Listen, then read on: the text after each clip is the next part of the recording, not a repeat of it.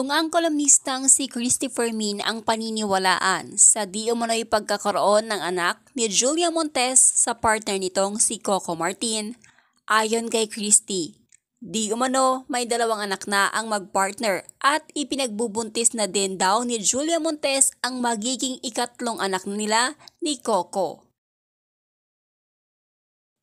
Base kay Christopher Min, ay 4 na taon na di umano ang babaeng panganay na anak nila Julia, na ipinangalang Matilda. Isunod daw ang pangalan na ito sa nag-alaga kay Coco Martin. Ang ikalawang anak naman daw ay lalaki at ipinangalanang Popoy. 2 taon na daw ito.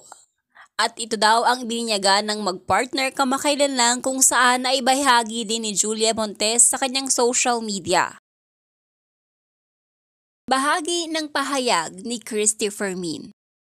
Tutal po ay nagbubukas na rin naman sila ng libro ng kanilang personal na buhay. Maglalakas loob na po kami na magbigay ng ilang detalye tungkol sa kanilang relasyon, pero sa positibong paraan. Totoo po na meron na silang anak si Coco at Julia. 4 na taong gulang na po ang batang babae na panganay nila. Bakit ko po sinabing panganay? May kasunod na po ang bata. 2 taon naman po at lalaki. Ang pangalan ng panganay nila ay Matilda.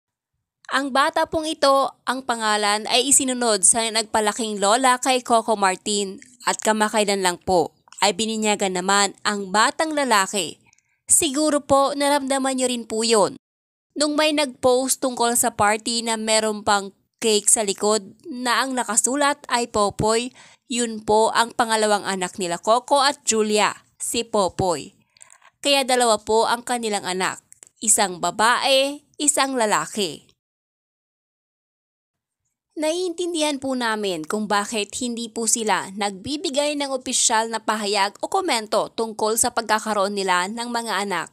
Ganun po talaga ang mga magulang. Ang gusto nila hanggang maaari na mailayo sa mata ng publiko ang kanilang mga anak ay gagawin nila.